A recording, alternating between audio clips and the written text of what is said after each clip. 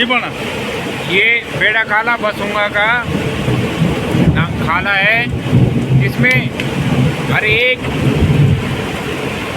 Traveller से हमारी request है कि इस नाले से साल्ट ये बसूंगा आने की ज़रूरत नहीं है। इस दौरान खाला को प्रकोप रूप में ले रखा है, बहुत ज़्यादा प्रकोप रूप में ले रखा है।